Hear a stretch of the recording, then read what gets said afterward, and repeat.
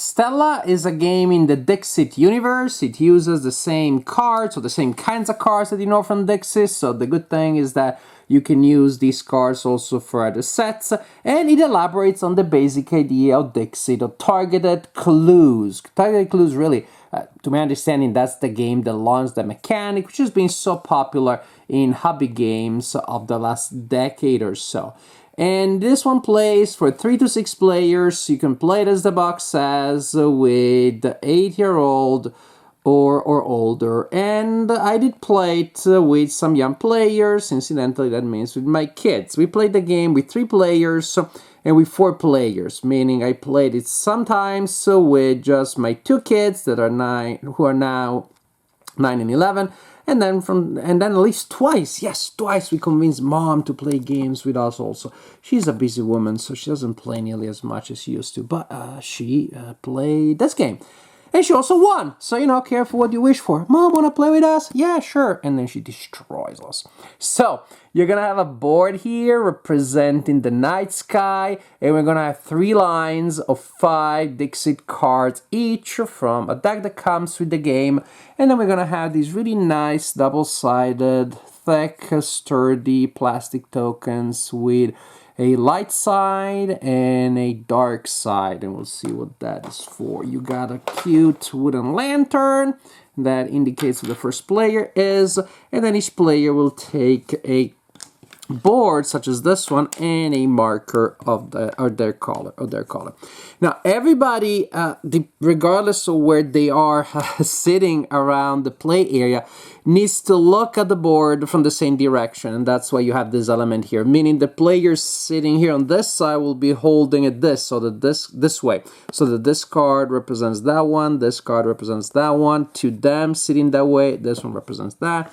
If I'm sitting here, I'm holding it this way. If I'm sitting there, I'm holding it this way. So you get the idea. We need to make sure that we all have the same orientation in mind. Then we have a deck of clue cards, each showing 2 words. And we shuffle, and each game 4 of these cards will be used. So we play the game for 4 rounds. At the beginning of a round, we draw one, and we place it, we tuck it under this player aid. Usually you tuck it up there, but now it's far, I don't want to get up, so we're going to place it there. The important thing is that only 1 or 2 words is showing, and everybody knows what that is for. So for example, now the word is balance. Now everybody looks at the Dixit cards that we have here, and everybody marks on their player aid secretly which cards they believe have a connection with the idea of balance. I see one here that seems pretty obvious to me with these 2 sides balancing, and so I'm gonna mark it right there. And I look around, and I look around, and I look around. These kids look like they're not gonna fall anytime soon, so I'm gonna mark that also. I don't know, for some reason that also gives me a sense of balance. Oh, last night my daughter Amelia played with that one, indicated that one, because she was like, oh, it looks like that screen is well balanced. Now, everybody will do something like this, and after that, when everybody is done, we're gonna ask people how many how many spaces they marked. And we're going to mark that on this track here. Suppose, for example, the green says, oh, I marked 4. And orange says I marked 3. And blue also says I marked 3. Now, if there is a single player in the lead there, so a single player marked more clues than anybody else, that player is set to be in the dark, and we turn their scoring token that way as a reminder. That simply may affect their chances of scoring. If there are multiple people that are in the lead, say these 2 both marked the highest number of spaces, then no one is in the dark. But again, sorry, green, maybe we're too cavalier there.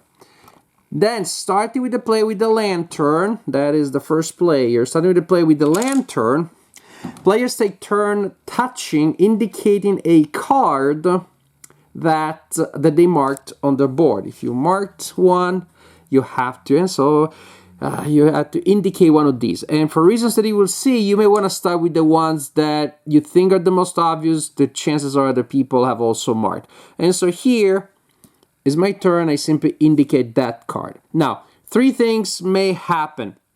No one else marked that same card, in which case I fell, and when you fall, you're basically out of the round for the purposes of scoring. You cannot score anything else. So if that's your first card, you score 0. You're still gonna hold your screen and you're still gonna answer to other people because your marks, your checks that you made here still influence other people. But you yourself cannot score anymore once you fall. So you point to a card, no one has it, you were the only one. Too bad, you fall. If multiple other people have marked that, then all the people that marked that card will mark 2 stars for that space. That will score them 3 points. If only one other person has marked that card, then you and that other person score 3 points for that instead. So that's the general idea. It's a variant on the idea of targeted clues because you're still gonna score more points if you find a connection that is not universal, that is not obvious, that only one other person shares.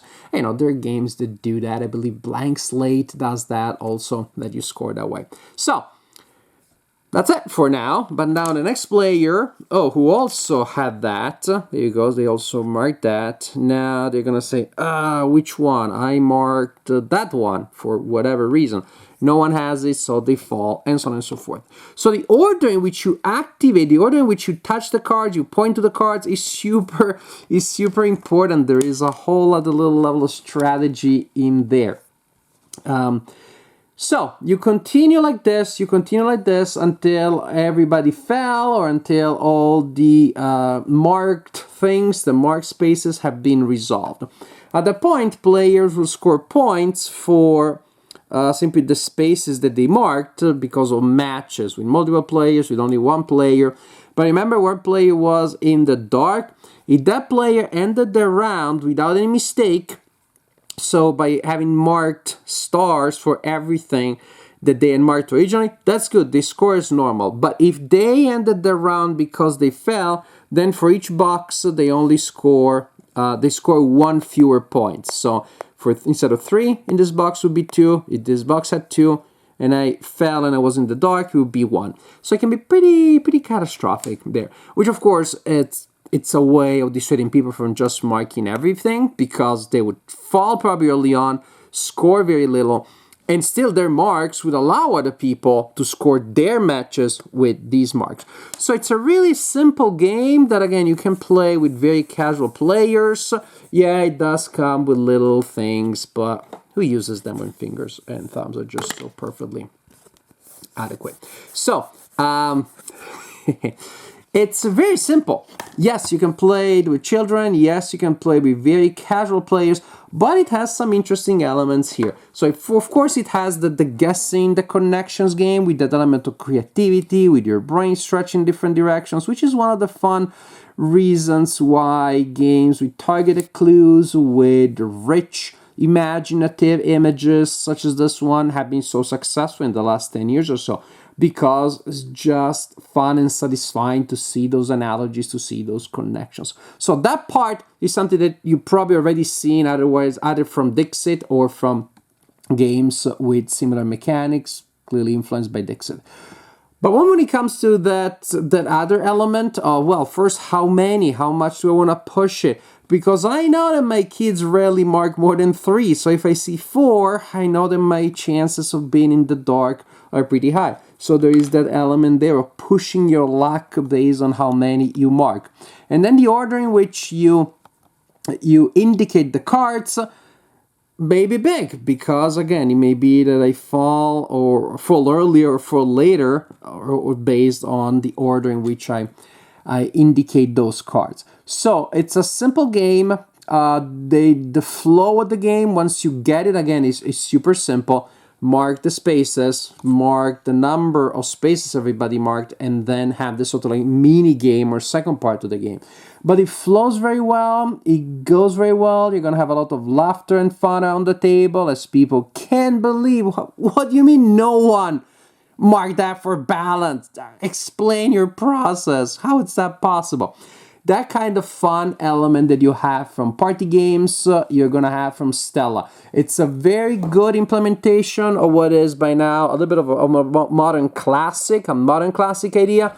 And again, Stella doesn't revolutionize it entirely, doesn't revolutionize the concept, but it makes it work well, and it makes it a game that looks great, like we expect from Dixit games, and plays very well. So to me, that's more than enough. I definitely had a good time playing Stella with my family.